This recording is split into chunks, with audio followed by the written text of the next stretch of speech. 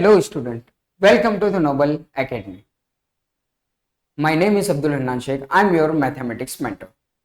We are providing you free education from standard 6 to 12 through our YouTube channel. So subscribe our channel and hit the bell icon so you can get notification of our new videos. So let's start today's video. The title is comparing quantities. आज का हमारा जो topic है वो है comparing quantities.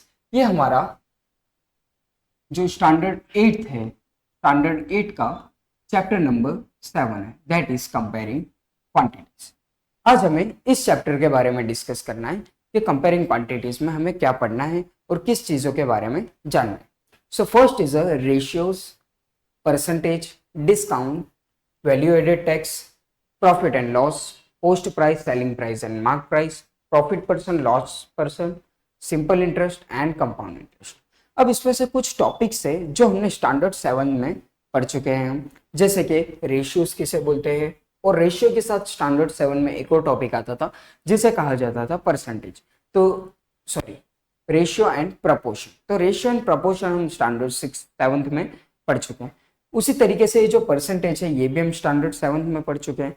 Discount के बारे में भी हमने पढ़ा हुआ है। ये टैक्स का जो टॉपिक है ये हमारे लिए न्यू है इन स्टैंडर्ड 8। प्रॉफिट और लॉस के बारे में हमने पढ़ा हुआ है। CPSP, selling price, mark price, ये सारी चीज़ें क्या होती है उसका भी हमें आइडिया है। उसी तरीके से प्रॉफिट परसेंट और लॉस परसेंट क्या होता है वो भी हमने स्टैंडर्ड 7 में देखा है, और सिंपल इंटरेस्ट के बारे में भी हमने स्टैंडर्ड 7 में देखा है। अब आता है हमारे पास कंपाउंड इंटरेस्ट। तो ये हमारे लिए स्टैंडर्ड 8 में न्यू टॉपिक है। तो चलिए लेट्स स्टार्ट। रेशियो के बारे में हमने स्टैंडर्ड 7 में देखा है। रेशियो का सिंपली मीनिंग क्या होता है? Ratio means comparing two quantities. हमें दो या दो से ज्यादा क्वांटिटीज को कंपेयर करना है, उसे कहा जाता है रेशियो। फॉर एग्जांपल यहाँ पर हमें कुछ चीज दी हुई है, that is weight of a person A is 50 kilogram and weight of a person B is 100 kilogram. हमें यहाँ पर दो पर्सन दिए हुए, एक है पर्सन ए एंड दूसरा है पर्सन बी। हमें पर्सन ए का वेट दिया हुआ है 50 किलोग्राम एंड पर्सन बी का जो वेट है वो 100 किलोग्राम दिया हुआ है। अब हमें ये दोनों का रेशियो निकालना है। अब रेशियो यहाँ पर दो तरीके से निकल सकता है, तो देखते हैं हम किस तरीके से। First one is ratio A to B, मतलब ratio of person A to person B.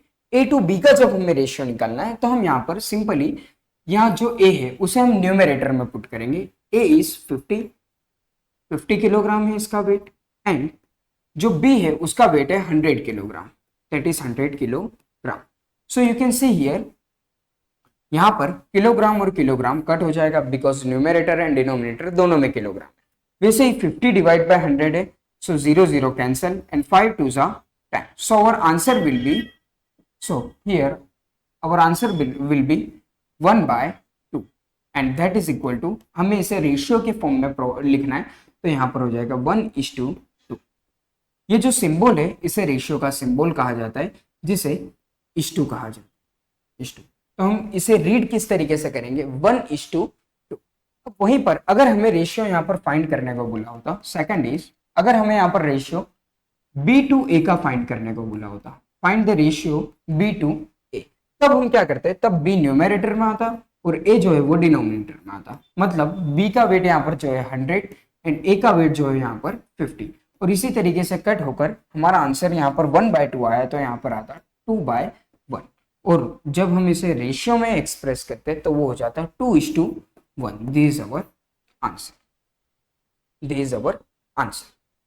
So clear to you? Ratio का सिंपली मीनिंग ऐसे होता है, और हमें देखना है कि रेशियो कैसे निकालने को बोला है हमें, ए टू बी और बी टू ए। अब हमने यहाँ पर एक चीज देखी कि ये जो किलोग्राम और किलोग्राम था वो कट हो गया। सेम इसी तरीके से यहाँ पर भी किलोग्राम किलोग्राम कैंसिल हो जाएगा बिकॉज न्यूमरेटर एंड डिनोमिनेटर में सेम यूनिट है। और रेशियो हम तभी निकाल सकते हैं जब दोनों क्वांटिटीज का जो यूनिट है वो सेम हो। तो हमने यहाँ पर देखा यूनिट यहाँ पर कैंसिल हो गए, इसीलिए रेशियो का कोई यूनिट नहीं होता। Ratio is a unitless quantity. चलिए now next is percentage. Percentage के बारे में भी हमने स्टैंडर्ड 6 में बहुत अच्छी तरीके से पढ़ा हुआ है। परसेंटेज का सिंपली मीनिंग जो है वो होता है वैल्यू पर 100। हमें वैल्यू निकालनी है पर 100 के ऊपर, और यहाँ पर ये जो साइन है वो कुछ इस तरीके का साइन होता है परसेंटेज का। आपने कई तरीके से अपने डेली लाइफ में सुना होगा, ये इतना परसेंटेज है, वो इतना परसेंटेज है, हमने इतना परसेंटेज वर्क जो है वो फिनिश किया। तो इसी तरीके से जो परसेंटेज है इसे हम यूज किस तरीके से करेंगे वो देखते हैं। सबसे पहली चीज, जब किसी भी नंबर में हमें परसेंटेज है, जब किसी भी नंबर में हमें परसेंटेज का जो साइन है वो अगर पुट करना है, परसेंटेज का साइन पुट करना है, तो हम यहां पर सिंपली परसेंटेज का साइन पुट करने के लिए सिंपली मल्टीप्लाई बाय 100 करें। जैसे ही हमने मल्टीप्लाई बाय 100 किया वहां पर परसेंटेज का साइन आ जाएगा। और अगर हमें परसेंटेज का साइन जो है उसे रिमूव करना है, तो मल्टीप्लाई की जगह हम यहां पर सिंपली डिवाइड बाय 100 कर देंगे, डिवाइड बाय 100 कर देंगे। ये सिंपली मीनिंग था परसेंटेज के साइन के रिगार्डिंग। किस तरीके से, चलिए देखते हैं। फॉर एग्जाम्पल यहां पर हम कुछ चीजें लिखते हैं। जैसे यहां पर लिखा हुआ है एक नंबर है 5। अब मुझे इस 5 को परसेंटेज में कन्वर्ट करना है, तो मैं सिंपली करूंगा 100 और यहां पर आ जाएगा परसेंटेज का साइन। हमने देखा परसेंटेज का साइन पुट करने के लिए 100 से मल्टीप्लाई करना है, तो हमने 100 से मल्टीप्लाई किया। उसी तरीके से बाजू में परसेंटेज का साइन आ गया। अब 5 multiply by 100 is equal to 500 और यहां पर आ जाएगा साइन परसेंटेज का। अब मुझे अगर इसमें से परसेंटेज का साइन रिमूव करना है, तो सिंपली मैं करूंगा 500, यहां पर परसेंटेज का साइन था। अगर मुझे रिमूव करना है तो मैं कर दूंगा divide by 100। 2 0 cancel, 5 divide by 1 is equal to 5। Again मेरा आंसर जो है वो आ गया 5। तो इसी तरीके से अगर परसेंटेज का साइन पुट करना है या रिमूव करना है तो हम इस तरीके से उसे चेक कर सकते हैं। चलिए अब देखते हैं, हम जो रेशियोज हमने देखे थे उसे हमने फ्रैक्शन के फॉर्म में लिखा था कुछ इस तरीके से, जैसे 50/20 और हमारा आंसर आया था 1/2। अब ये जो 1/2 है इट इज अ फ्रैक्शन। ये 1/2 को मुझे कन्वर्ट करना है परसेंटेज। तो अभी हमने देखा परसेंटेज में कन्वर्ट करने के लिए मल्टीप्लाई बाय 100 करना है, तो मैंने यहां कर दिया multiply by 100।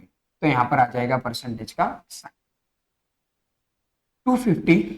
2 into 50 is equal to 100, मतलब 52 से 100 होता है, तो एक कट होकर यहाँ पर 100 आ जाएगा और 51 सा 50। So our answer is 50%। हमारा आंसर जो है वो आ जाएगा 50%। ओके, वैसे ही यहाँ पर जो फ्रैक्शन था हमारा 1/2, मुझे इसमें से जो फर्स्ट क्वांटिटी है और सेकंड क्वांटिटी है दोनों का मुझे परसेंटेज फाइंड करना है। दोनों का मुझे परसेंटेज फाइंड करना है कि जो ए क्वांटिटी थी और बी क्वांटिटी थी ये कितने परसेंटेज में। तो उसे फाइंड करने के लिए हम यहां पर लिखेंगे, एक फॉर्मूला है observed value divide by total and multiply by 100। जैसे मुझे इसमें जो न्यूमरेटर है मतलब ए क्वांटिटी थी उसका रेशियो जो आया था वो था 1। अब 1 का मुझे परसेंटेज पार्ट फाइंड करना है कि कितना परसेंट है वो, तो मैं यहाँ पर ऑब्जर्व्ड वैल्यू में लिखूंगा 1 टोटल, मतलब ये दोनों रेशियो का टोटल कितना हो रहा है, that is 2 + 1 is equal to 3। And यहाँ पर मैं 100 से मल्टीप्लाई करूंगा, तो अब जो मेरा आंसर आएगा वो ए पार्ट कितना परसेंटेज है उसमें आएगा। सेम इसी तरीके से मुझे 2 का फाइंड करना है, तो मैं यहाँ पर लिखूंगा 2 डिवाइड बाय टोटल वैल्यू है 3 एंड मल्टीप्लाई बाय 100, तो मुझे यहाँ पर इसका परसेंटेज मिल जाएगा। तो इस तरीके से ये जो रेशियो उसका पार्ट परसेंटेज में फाइंड किया जाता है और यहाँ पर रेशियो को इस तरीके से परसेंटेज में कन्वर्ट किया जाता है। I hope it is clear to all of you. Now next, that is CP, SP, MP, profit and loss. ये सारी क्वांटिटीज के बारे में हमने स्टैंडर्ड 7th में पढ़ा हुआ है। चलिए देखते हैं। सबसे पहले यहां पर जो लिखा है CP, SP, MP and next is profit and loss. अब हम देखते हैं ये सारी चीजों का मीनिंग क्या होता है। See, you can see here, CP का जो मीनिंग होता है वो होता है पोस्ट प्राइस। वैसे ही एसपी जो होता है उसे कहा जाता है सेलिंग प्राइस एंड एमपी जो है उसे कहा जाता है मार्क्ड प्राइस।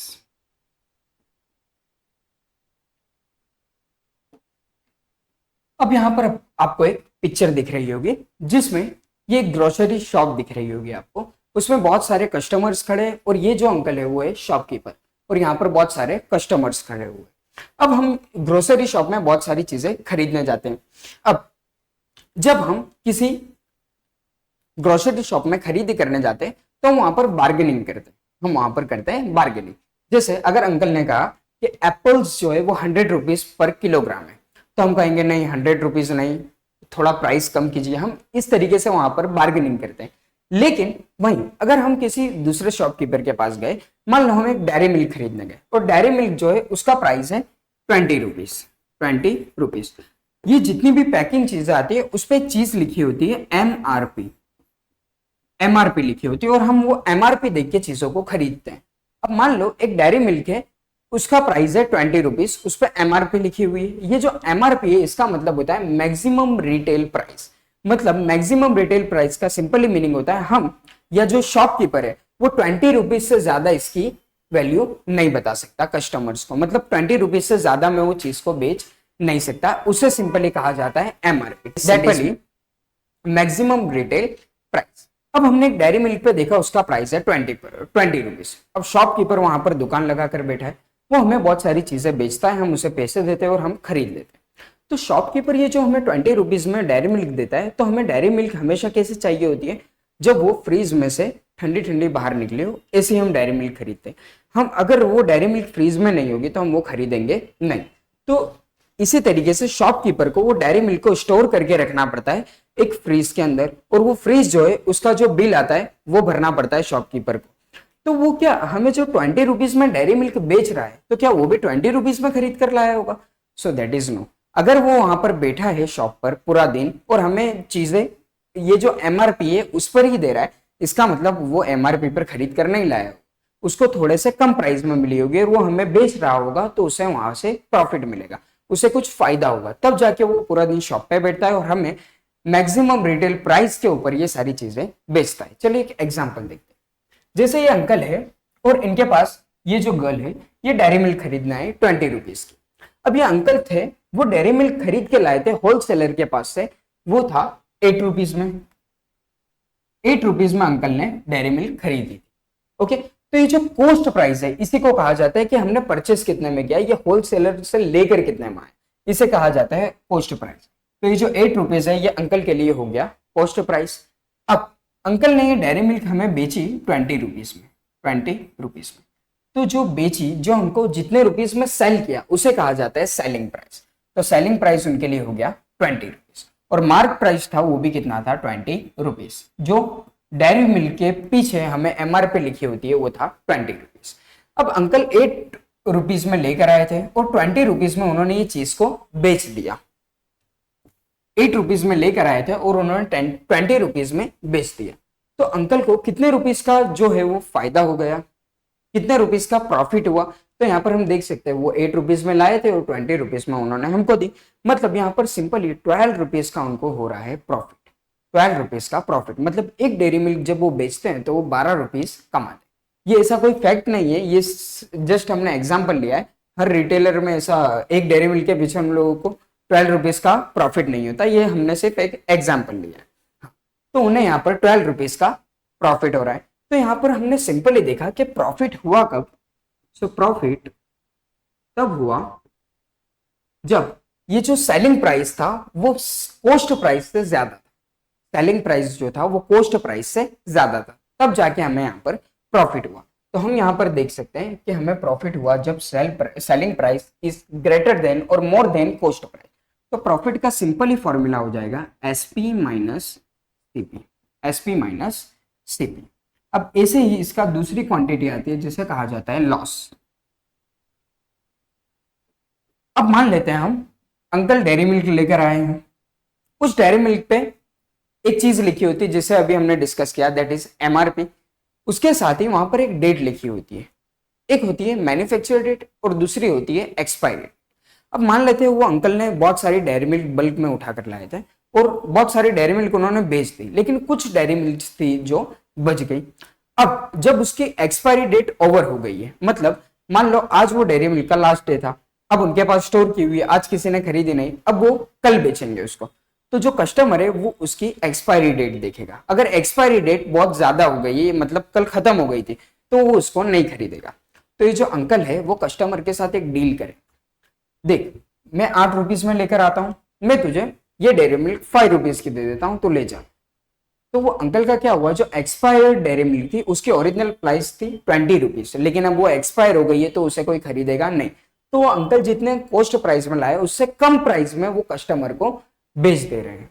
तो इसी तरीके से यहाँ पर जब वो 8 रुपीज में लेके आए थे और उन्होंने 5 रुपीज में सेल किया, कितने रुपीज में, 5 रुपीज में, इंस्टेड ऑफ 20 रुपीज, तो यहाँ पर वो अंकल को 3 रुपीज का लॉस हुआ। वो 8 रुपीज में खरीद कर लाए थे और 5 रुपीज में उन्होंने कस्टमर को दे दी, तो यहाँ पर सिंपली 3 रुपीज का अंकल को लॉस हो रहा है। तो यहाँ पर जो लॉस है वो कब होगा, जब हम देखेंगे ये जो एसपी है इज ग्रेटर देन सीपी और selling price, sorry CP is greater than SP, मतलब कॉस्ट प्राइस जो है वो सेलिंग प्राइस से अगर ज्यादा होगा तब हमें लॉस होगा। तो लॉस का सिंपल ही फॉर्मूला हो जाएगा CP minus SP, CP minus SP.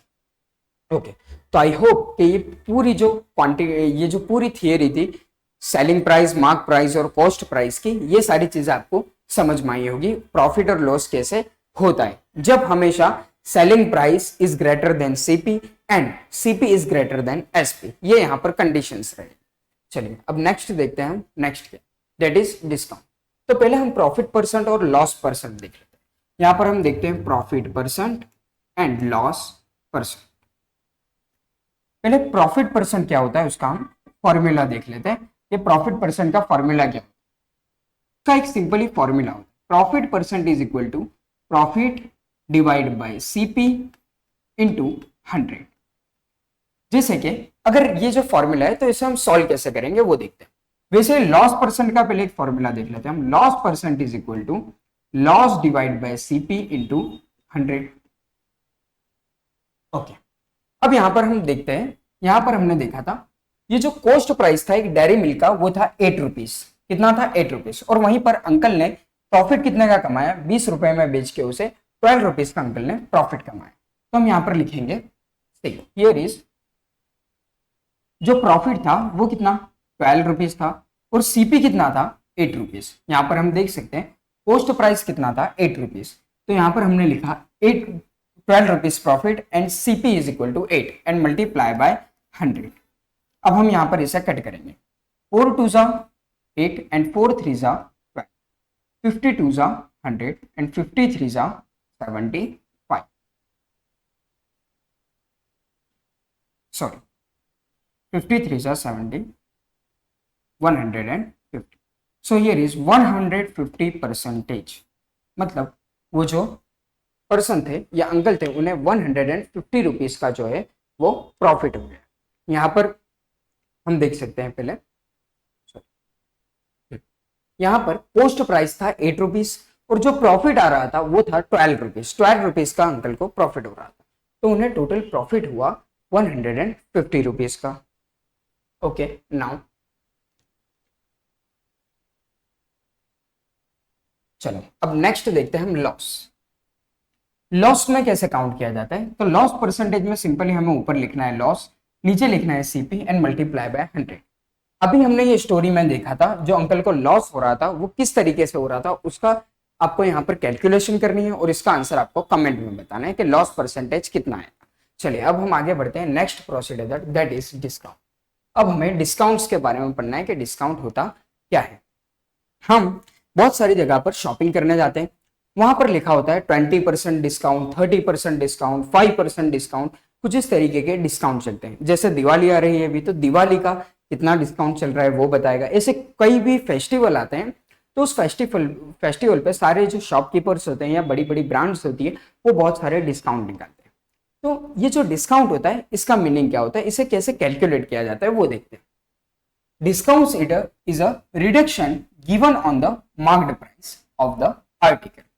हमने कोई भी आर्टिकल खरीदा, अब उस पर क्या होगा, एक डिस्काउंट दिया। जैसे हम एक मॉल में गए, वहां पर लिखा होगा 50% डिस्काउंट, मतलब 50 रुपए की छूट, 50% डिस्काउंट।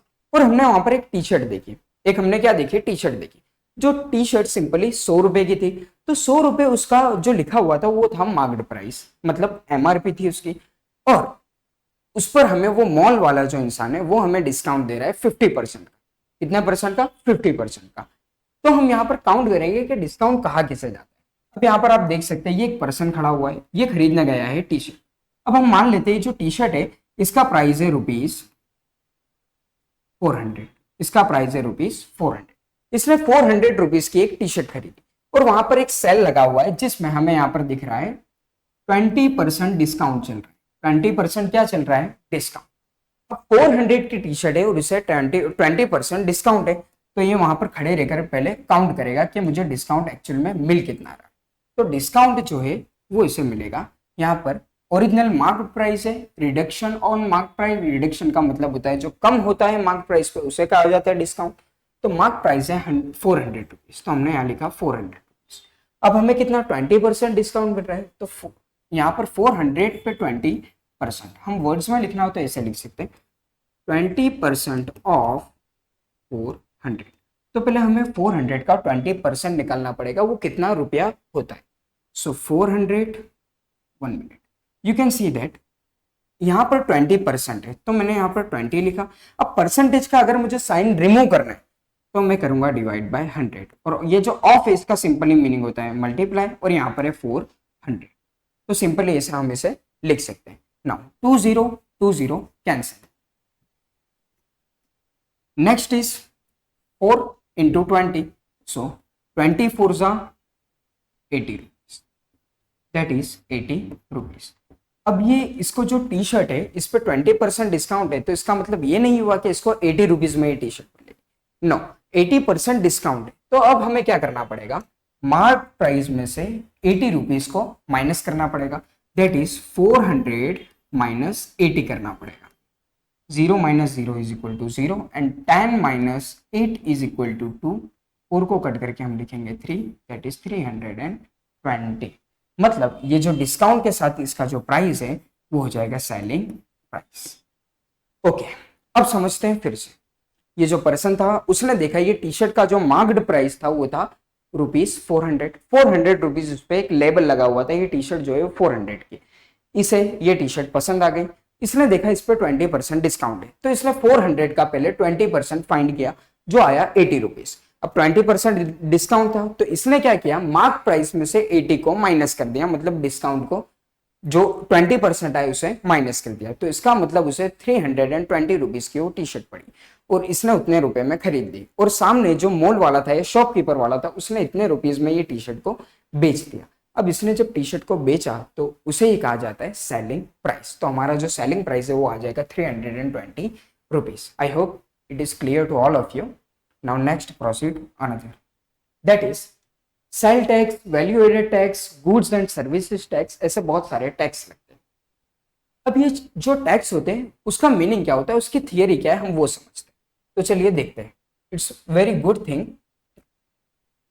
सी, यहां पर हम देखेंगे ये सारे टैक्सेस का मतलब क्या होता है। सेल टैक्स का मीनिंग होता है एसटी, सॉरी, ये जो सेल टैक्स है इसका जो सिंपली मीनिंग होगा वो होगा एसटी।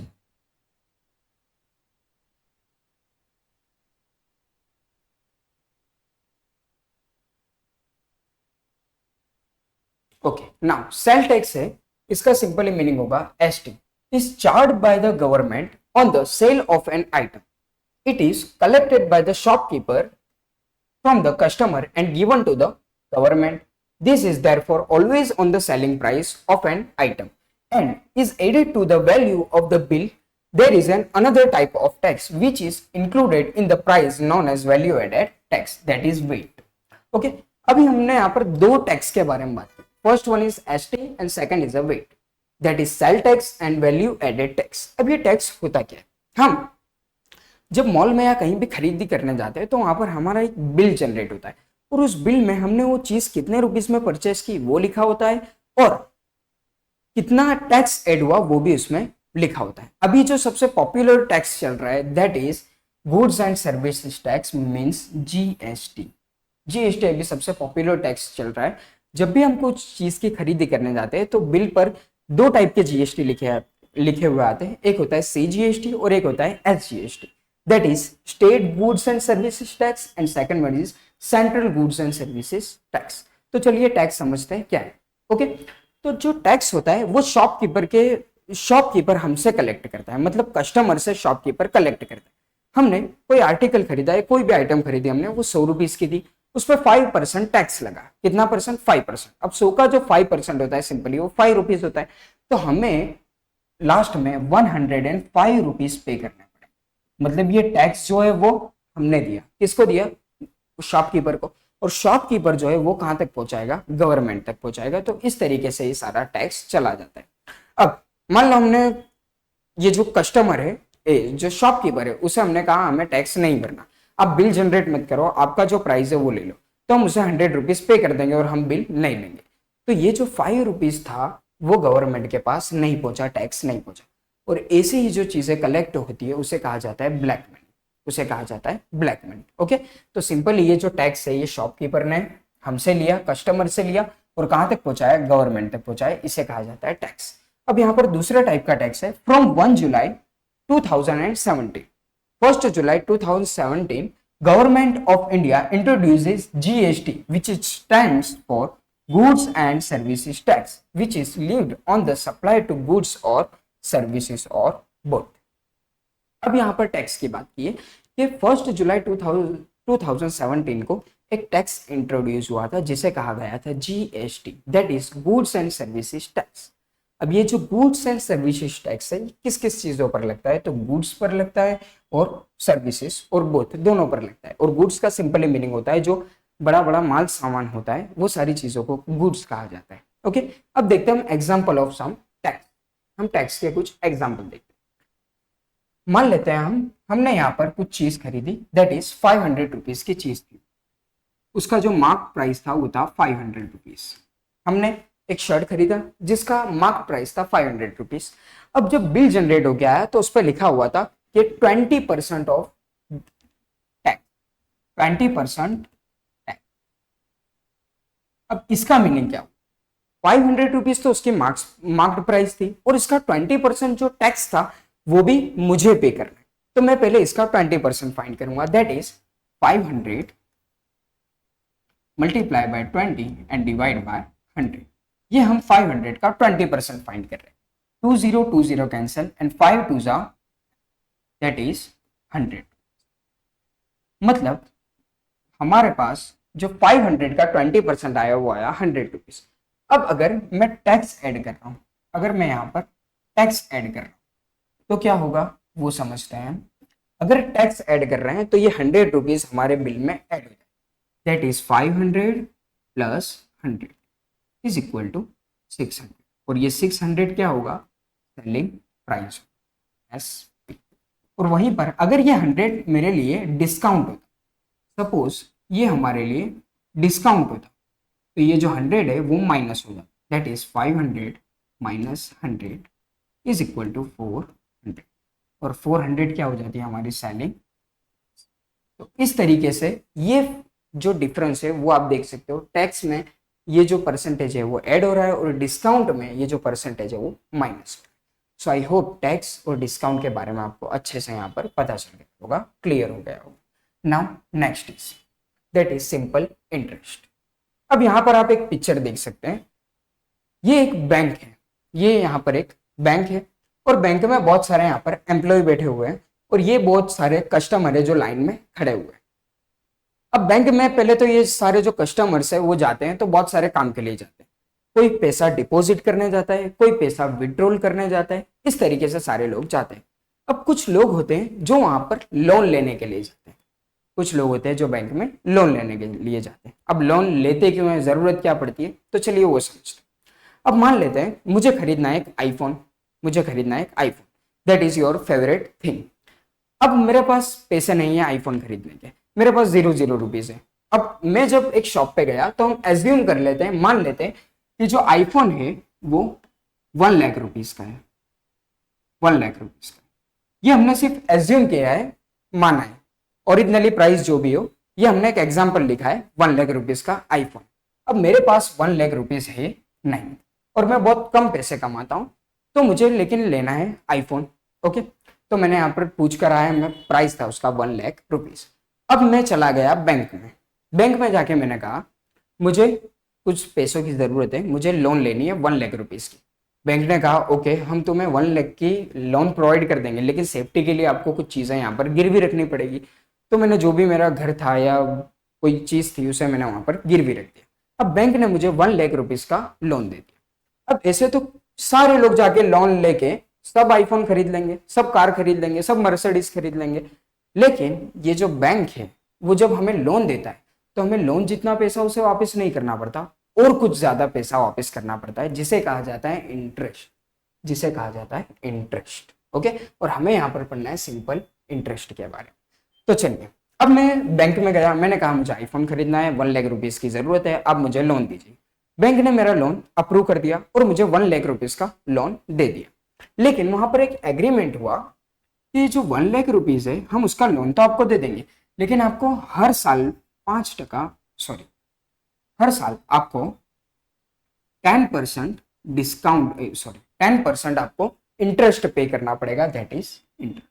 आपको हर साल 10% इंटरेस्ट पे करना पड़ेगा। मैंने कहा ठीक है। तो बैंक ने मुझे पूछा आपको कितने साल के लिए लोन चाहिए, आप कितने साल में ये सारा पैसा रिटर्न करोगे। मैंने कहा 5 ईयर में। 5 ईयर में मैं ये सारा पैसा रिटर्न कर दूँ। तो हर साल यहाँ पर 10% क्या लग रहा है, टैक्स लग रहा है, सॉरी 10% क्या लग रहा है, दैट इज इंटरेस्ट लग रहा है। तो मुझे 5 साल तक इसका इंटरेस्ट पे करना पड़ेगा और ये 1,00,000 रुपीज भी मुझे देना पड़ेगा। तो अब ये जो चीजें हैं इसे हम समझेंगे कैसे, मैथमेटिकली। सो सबसे पहले क्वांटिटी है प्रिंसिपल, दैट इज पी। ये जो मैंने 1,00,000 रुपीज का लोन लिया उसे कहा जाएगा प्रिंसिपल। तो यहाँ पर जो प्रिंसिपल है वो सिंपल ही आ जाएगा 1,00,000। अब यहाँ पर बैंक ने कहा आपको हर मंथ जो है वो 5%, 10% क्या भरना पड़ेगा, इंटरेस्ट भरना पड़ेगा। तो यहाँ पर ये जो परसेंटेज में क्वांटिटी होती है इसे कहा जाता है rate of interest, rate of interest, और इसे कैपिटल आर से डिनोट किया जाता है। तो रेट ऑफ इंटरेस्ट हमें यहाँ पर दिख रहा है, रेट ऑफ इंटरेस्ट कितना है, दैट इज 10%। तो यहाँ पर रेट ऑफ इंटरेस्ट है 10%, और ये हमेशा पर ईयर होता है, एक ईयर का कितना। अगर एग्रीमेंट में पर मंथ लिखा है, पर क्वार्टर लिखा है, पर हाफ ईयर लिखा है तो वो अलग होता है, लेकिन हमने यहाँ पर ईयर पर लिखा है। ओके, नाउ नेक्स्ट इज, मैंने कहा मुझे 5 साल के लिए पैसा चाहिए। तो ये जो ईयर है इसे कहा जाएगा नंबर ऑफ ईयर, और इसे कहा जाएगा नंबर ऑफ ईयर, और इसे टाइम पीरियड भी कहा जाता है, टाइम पीरियड, और इसे कैपिटल एन या तो कैपिटल टी से डिनोट किया जाता है, और ये हो जाएगा हमारा 5 ईयर। ये सारी क्वांटिटीज है। मैंने लोन लिया था ₹1,00,000 का, तो 1,00,000 को हम पाएंगे प्रिंसिपल। सेकंड इज 10% के रेट पे मैंने लिया था, तो इसे कहा जाएगा rate of interest. And number of year और टाइम पीरियड उसे एन या टी कहा जाता है, जिसे कहा जाता है 5 ईयर। अब हम देखते हैं इंटरेस्ट काउंट कैसे। तो चलिए सिंपल यहाँ पर हम देखते हैं इंटरेस्ट जो है वो काउंट कैसे होगा। तो हमें सिंपल इंटरेस्ट काउंट करना है, जिसे एस आई या तो फिर कैपिटल आई कहा जाता है। तो ये जो ऐसा है या आई है, सिंपल इंटरेस्ट है, इसका एक formula, I is equal to P into R into N, और टी डिवाइड बाय 100। ये इसका सिंपली हमारा जो सिंपल इंटरेस्ट है उसका formula, I is equal to P R N divide by. अभी हमने यहां पर देखा पी क्या है, आर क्या है, एन क्या है, वो सारी क्वांटिटीज को हमें यहाँ पर पुट करना है। तो हम सिंपल यहाँ पर लिखेंगे आई इज इक्वल टू, पी था हमारा 1,00,000 रुपीज, आर जो था वो हमारा था 10%, एंड एन जो था वो था हमारा 5 है, और divide by 100। 1010 cancel, again 1010 cancel. अब जो बचा हुआ है वो देख लेते हैं। इधर बचा हुआ है 10,000 and 5, so 5 1s are 5 and here is 10,000, so our answer is 50,000। तो ये जो इंटरेस्ट आया है वो है 50,000, मतलब मुझे बैंक को 50,000 रुपीज एज इंटरेस्ट पे करना होगा। अब यहाँ पर हम देख सकते हैं हमने लोन तो 1 लाख रुपीज का लिया था और पे सिर्फ 50,000 करने। सुनो, ये जो 50,000 है वो है हमारा इंटरेस्ट, ये है हमारा इंटरेस्ट। अब हमें बैंक को लास्ट में अमाउंट पे करना पड़ेगा और अमाउंट जो होता है उसका मीनिंग होता है प्रिंसिपल प्लस इंटरेस्ट। जो हमारा प्रिंसिपल था वो था 1 लाख रुपीज एंड जो इंटरेस्ट आया वो है 50,000।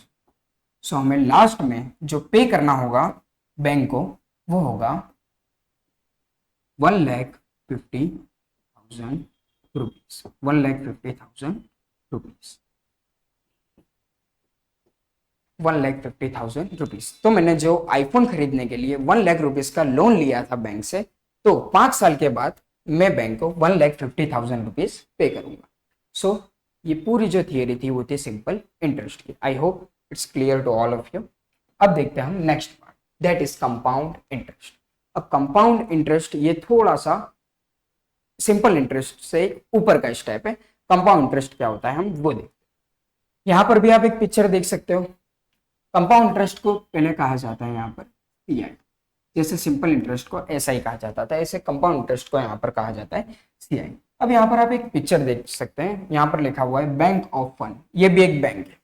अब बैंक में हमने देखा कि कुछ लोग विड्रॉ करने जाते हैं पैसे, कुछ लोग जमा कराने जाते हैं, डिपॉजिट करने जाते हैं और कुछ लोग लोन लेने के लिए जाते हैं। अब हम बात करते हैं, ये एक अंकल है और ये है एक बैंक मैनेजर। ये अंकल चले गए बैंक में, बैंक ऑफ फंड में, और वहां पर ये अंकल गए मैनेजर के पास और उन्होंने ये बैंक मैनेजर को कहा मेरे पास कुछ पैसे हैं, मेरे पास कुछ पैसे हैं, मैं वो आपकी बैंक में जमा करना चाहता हूँ, मेरे पास बहुत सारे पैसे हैं, मैं आपकी बैंक में जमा करना चाहता हूँ। तो मैनेजर खुश हो गया। मैनेजर ने कहा ये सर आप जमा कर सकते हैं, हम सिक्योरिटी प्रोवाइड करते हैं। लेकिन अंकल ने कहा मैनेजर से मैं जमा तो कर दूंगा लेकिन आप मुझे क्या दोगे, मेरे पास तो बहुत सारी बैंक है, मैं कहीं भी जाके जमा कर सकता हूँ, लेकिन आप मुझे क्या प्रोवाइड करोगे तो मैं आपके वहां पर जमा करूँ। तो जो बैंक मैनेजर था उसने कहा हम आपको आपके पैसे के ऊपर इंटरेस्ट पे करेंगे, हर साल हम आपको इंटरेस्ट देंगे इस पैसे का। तो बैंक, ये जो अंकल थे वो रेडी हो गए। अब हम सिंपली समझते हैं, बहुत ज्यादा अमाउंट नहीं लेते हैं। ये अंकल ने सिर्फ 100 रुपए या 100 रुपीज इस बैंक मैनेजर को जमा करवा कर दिए और उन्होंने कहा मैं ये 100 रुपीज कंपाउंड इंटरेस्ट के तौर पे आपके बैंक में रखना चाहता हूँ। तो मैनेजर ने कहा यस, आप कितने साल के लिए रखना चाहते हैं। तो अंकल ने कहा मैं 3 साल के लिए, 3 इयर्स के लिए 100 रुपीज आपके बैंक में एज अ कंपाउंड इंटरेस्ट रखना चाहता हूँ। तो बैंक मैनेजर ने कहा ओके हम रख लेते हैं। अब ये कंपाउंड इंटरेस्ट क्या होता है हम वो समझते हैं। तो अंकल ने कितने, जो प्रिंसिपल था वो हो जाएगा 100 रुपीज, मतलब ये जो अंकल थे इन्होंने 100 रुपीज वहां पर बैंक मैनेजर को एज अ प्रिंसिपल दे दिए। अब जो रेट ऑफ इंटरेस्ट था वो था 10%, मतलब हर साल आपको 10% इसका हम इंटरेस्ट प्रोवाइड करेंगे। और जो नंबर ऑफ ईयर था, कितने साल के लिए रखे अंकल ने, तो दैट इज 3 ईयर के लिए अंकल ने रखे। तो अब हम क्या करेंगे, फर्स्ट ईयर, सेकंड ईयर और थर्ड ईयर में कितना प्राइस मिलेगा, कितने पैसे मिलेंगे अंकल को, हम वो फाइंड करें। तो चलिए सबसे पहले हम फर्स्ट ईयर के लिए फाइंड करेंगे। सो that is first year. First year में जो I1 होगा, मैं यहाँ पर लिख रहा हूँ I1, मतलब फर्स्ट ईयर पे सिर्फ इंटरेस्ट कितना आएगा हम वो फाइंड करेंगे। और अभी हमने ये जो इंटरेस्ट है इसका फॉर्मूला देखा, I = PRN डिवाइड बाय 100। तो हम यहाँ पर सिंपली वो फॉर्मूले के अकॉर्डिंग पुट करेंगे। I = PRN divide by 100। P कितना है हमारा 100 रुपीज, R कितना है हमारा 10 rupees and number of year हम सिर्फ 1 ईयर के लिए, I1 है वो फर्स्ट ईयर के लिए, तो हम नंबर ऑफ ईयर यहाँ पर 1 लेंगे और divide by 100। 0 0 cancel, 100 100 cancel. So हमें यहाँ पर जो आंसर मिला 10 1 जा, तो जो I1 था वो हमें मिला 10 रुपीज, मतलब मुझे फर्स्ट ईयर जो इंटरेस्ट मिलेगा वो मिलेगा 10 रुपीज। अब फर्स्ट ईयर में मेरा अमाउंट कितना हो जाएगा, ये तो मुझे इंटरेस्ट मिला और अमाउंट का मीनिंग अभी हमने देखा, अमाउंट मीनिंग का मीनिंग होता है अमाउंट = प्रिंसिपल प्लस इंटरेस्ट। तो ये जो प्रिंसिपल है हमारा वो है 100 रुपीज और I मिला हमें 10 रुपीज। तो यहाँ पर फर्स्ट ईयर में अमाउंट हो जाएगा 110 रुपीज, 110 सिंपल। अब जो मेरा अकाउंट था उसमें हो गए टोटल रुपीज 110। अब जो इंटरेस्ट पे होगा वो होगा 110 रुपीज के ऊपर। तो सेकंड ईयर में सिंपली क्या होगा, सेकंड ईयर के अंदर ये जो प्रिंसिपल था वो यहाँ पर 100 था, लेकिन सेकंड ईयर में अब वो 110 रुपीज बन जाएगा। तो यहाँ पर I2 हम फाइंड करते हैं, I2 is equal to 110 multiply by 10 multiply by 1। अब सेकंड ईयर के लिए हम फाइंड कर रहे हैं, लेकिन वो ईयर तो एक ही है, तो यहाँ पर 1 लिखेंगे हम n की जगह पर और divide by 100। 1 0 1 0 cancel, 1 0 1 0 cancel, answer 11 बन जा 11। सो और आंसर इज 11 रुपीज। ये आ गया हमारा I2, that is second year का जो हमारा इंटरेस्ट था वो। अब सेकंड ईयर पे हमें अमाउंट कितना मिलेगा, amount is equal to principal plus I. हम यहाँ पर देख सकते हैं हमारा प्रिंसिपल कितना था, दैट इज 110 रुपीज। अब 110 में हमें 11 ऐड करना है, तो चलिए देखते हैं 110 प्लस 11, 1 2 एंड 1, मतलब जो मेरा अमाउंट है वो हो जाएगा 121 रुपीज, 121 रुपीज। ये था सेकंड ईयर के लिए। अब हमें काउंट करना है थर्ड ईयर के लिए, तो पहले हम यहाँ पर लिख लेते हैं जो हमारा I1 आया है वो I1 हमारा यहाँ पर था और I2 था। I2 11 रुपीज मिला है और I1 हमें मिला था 10 रुपीज। और वहीं पर फर्स्ट ईयर पे जो अमाउंट था वो हमें मिला था 110 एंड सेकेंड ईयर पे हमारा अमाउंट हो गया 121 रुपीज, 121 रुपीज। अब हमें थर्ड ईयर के लिए यहाँ पर काउंट करना है कि थर्ड ईयर में इधर क्या हो, देखते हैं। नाउ थर्ड ईयर के लिए I3। अब जो प्रिंसिपल है वो सेकंड ईयर का अमाउंट बन जाएगा, सो that is 121 multiply by rate of interest था हमारा 10 और नंबर ऑफ ईयर में अगेन कितना आएगा 1 एंड डिवाइड बाय 100। सो यहाँ पर 0 0 कट हो गया, 121 into 1 is equal to 121 and divide by 10।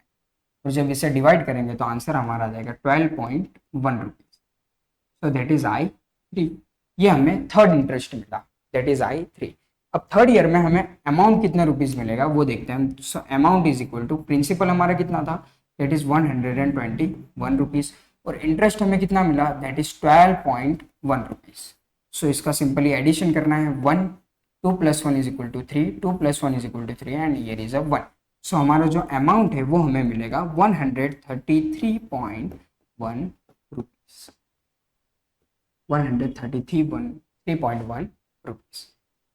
इसे कहा जाता है कंपाउंड इंटरेस्ट। कुछ इस तरीके से यहाँ पर ऐड होता है, आप देख सकते हैं कुछ इस तरीके से। फर्स्ट ईयर पे पहले इस तरीके से काउंट हुआ, सेकंड ईयर पे इस तरीके से एंड थर्ड ईयर पे जो काउंट हुआ वो इस तरीके से काउंट हुआ। अब हम देखते हैं, ये तो हमने पूरी थियरी समझी कंपाउंड इंटरेस्ट की। अब हम ये जो कंपाउंड इंटरेस्ट है CI, इसका कुछ फॉर्मूला होता है या नहीं सिंपल इंटरेस्ट जैसा, वो देखते हैं। सो सी कंपाउंड इंटरेस्ट का यहाँ पर फॉर्मूला होता है A is equal to P into 1 plus R by 100 raised to N। ये होता है जो फॉर्मूला, उसे कहा जाता है कंपाउंड इंटरेस्ट के लिए फॉर्मूला। अब यहाँ पर जो A है उसे कहा जाएगा, that is A is amount, P is principal, R is rate of interest and N is equal to number of year।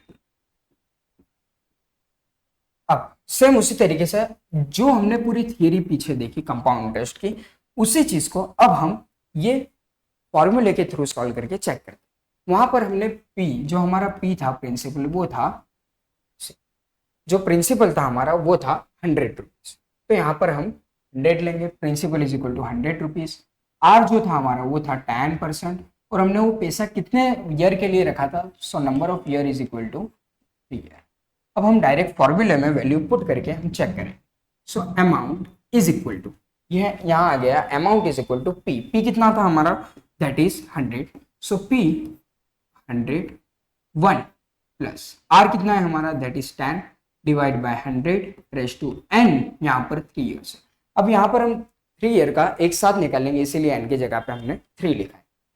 Let's see 100, यहाँ पर क्रॉस मल्टीप्लीकेशन होगा, 100 1 जा 100 and 100 plus 10 is equal to 110 divide by 100 raise to 3। 0 0 cancel, तो यहाँ पर आएगा 100 multiply by 11 multiply by 11 multiply by 11, क्योंकि यहाँ पर इसका जो एक्सपोनेंट है वो है 3, और नीचे आ जाएगा 10 multiply by 10 multiply by 10। Now 1 2 2 0 cut, here is 2 0 cut. अब यहाँ पर 11 इंटू 11 इंटू 11, तो यहाँ पर हमें पता है 11 का जो क्यूब होता है वो होता है 1331 and divide by 10. So our answer will be 133.1 rupees. Here is the amount. ये जो हमने फाइंड किया ये हमें मिला है अमाउंट। और अब आप यहाँ पर देख सकते हैं हमारा जो लास्ट में आंसर आया था वो भी था 133.1 रुपीस, और यहाँ पर भी मुझे सेम अमाउंट 133.1 रुपीस मिला है। तो हम डायरेक्ट ये जो फॉर्मूला है इसमें वैल्यू पुट करके फाइंड कर सकते हैं। ये हमने थियरी समझने के लिए सारे ईयर्स का हमने अलग अलग काउंट किया था। ये first year and second year, ये जो था वो थर्ड ईयर के लिए था, और यहाँ पर हमें फाइनली अमाउंट मिला था। और यहाँ पर जो है हमने ये जो फॉर्मूला था इसमें डायरेक्ट वैल्यू पुट करके अमाउंट निकाल लिया। अब हम देखते हैं अगर वो अंकल ने ये जो इनका 100 रुपीज था उसे सिंपल इंटरेस्ट पे रखा होता तो उन्हें अमाउंट कितना मिलता।